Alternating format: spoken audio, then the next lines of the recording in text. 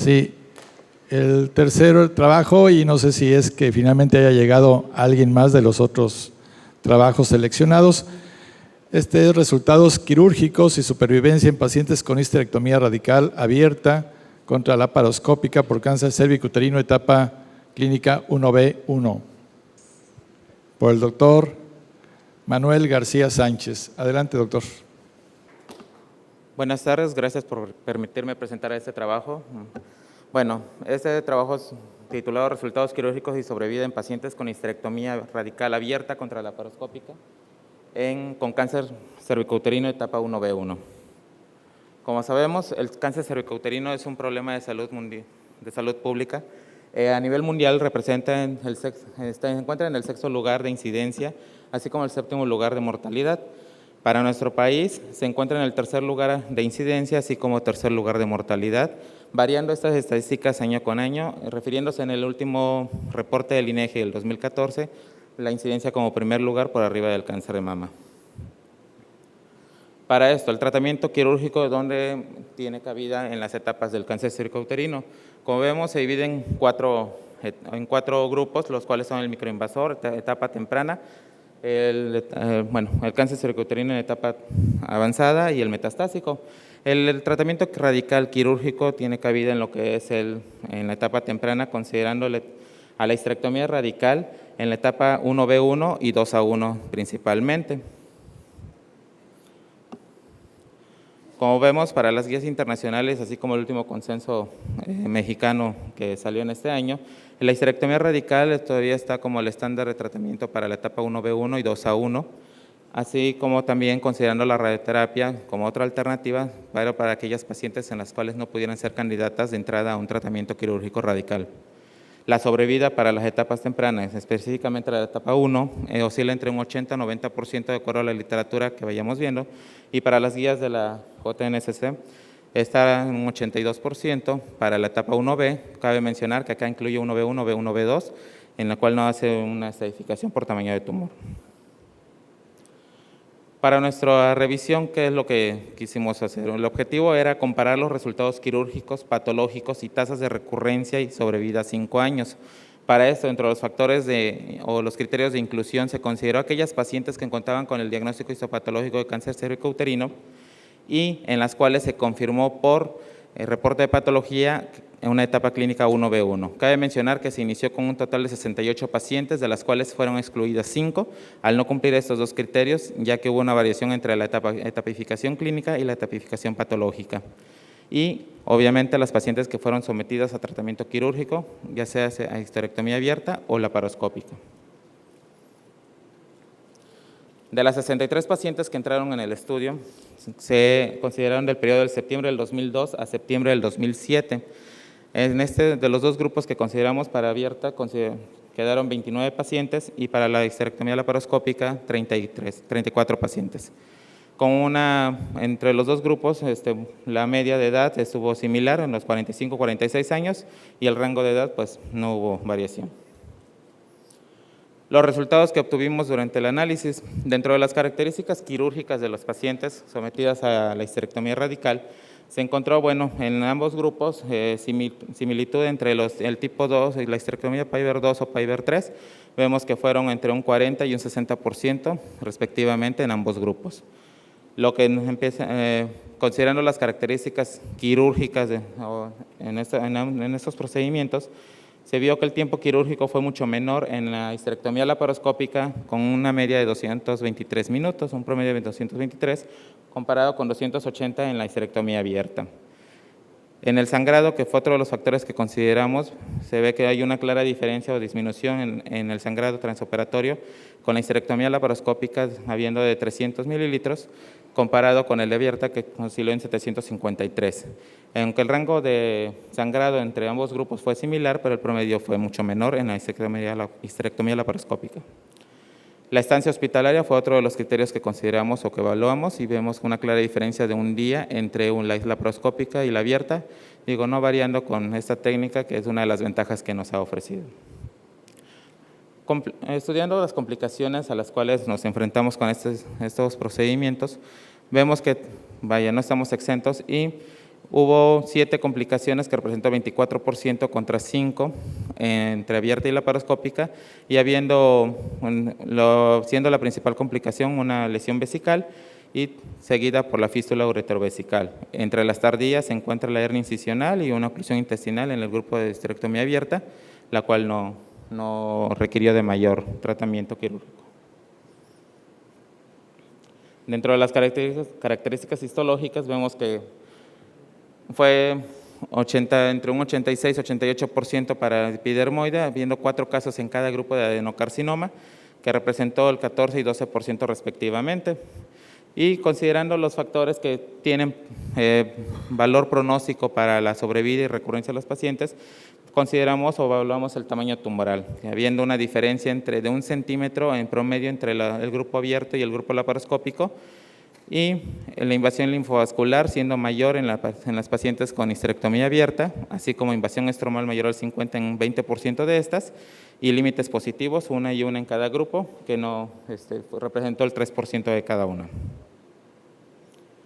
Considerando todos estos datos y resultados finales, a las pacientes que presentaron algún factor pronóstico adverso, fueron enviadas a radioterapia adyuvante, siendo 8 pacientes en el grupo abierto y 4 laparoscópico, que representó el 28 y 12%, y al analizar la recurrencia a 5 años, vemos en la gráfica que no hubo una diferencia significativa entre los dos grupos.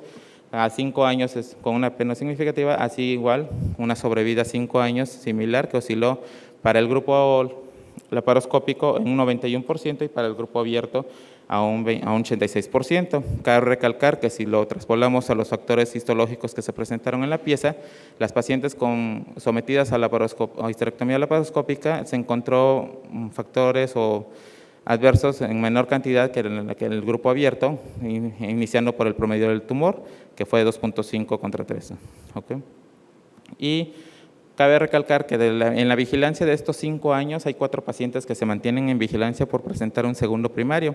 3 de estas fueron un secundario de mama y una por un hepatocarcinoma, las cuales recibieron su tratamiento y se mantienen en vigilancia. Con todos estos datos, ¿qué podemos concluir o a qué llegamos? En este caso, como en la cirugía laparoscópica en cáncer cervicouterino, pues es un procedimiento factible y útil en pacientes seleccionadas. Las ventajas que tenemos es lo que nos ha ofrecido siempre la laparoscopía, un sangrado transoperatorio mínimo, así como días de estancia hospitalaria, que esto se traduce a costos a nivel hospitalario, y no habiendo una diferencia en cuanto a recurrencia y sobrevida a 5 años, como se reporta en la mayoría de la literatura científica. Por su atención, gracias. Bien, muchas gracias, doctor. ¿Preguntas, doctor Seir? Una pregunta. ¿Qué criterios utilizaron para integrar los grupos de laparoscopía y los grupos de cirugía abierta?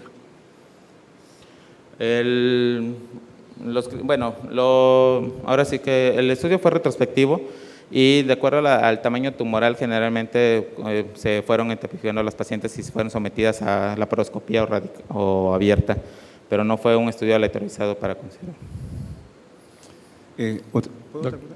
¿Otra? En cuanto al número de ganglios disecados… En promedio estuvimos en 18. Pero un grupo y el otro… 18 y el otro fue 17. De hecho, el promedio más o menos de ganglios disecados. Doctor, adelante. No, mi pregunta iba en relación a eso, pero ¿a todos les hicieron linfa pélvica y hicieron muestreo paraórtico o solamente fue muestreo? ¿Y no. qué criterios utilizaron para dar RT adyuvante? A todas se les hace linfadenectomía pélvica bilateral. El muestreo paraórtico solamente se realiza si hay actividad ganglionar palpable. No es de rutina realizarlo en nuestra unidad. Y los criterios para enviarlos a radioterapia fueron que presentaran límites positivos, invasión linfovascular, así como invasión del estroma. Doctor Seir. En cuanto a los márgenes quirúrgicos en la abierta y en la laparoscópica, y una última pregunta, ¿por qué esa diferencia de 1 centímetro en favor de la cirugía laparoscópica? Probablemente por la selección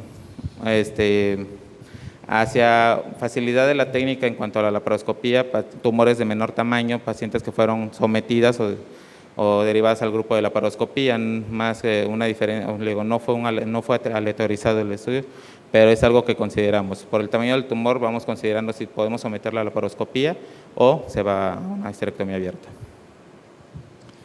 Doctor Miguel Ángel.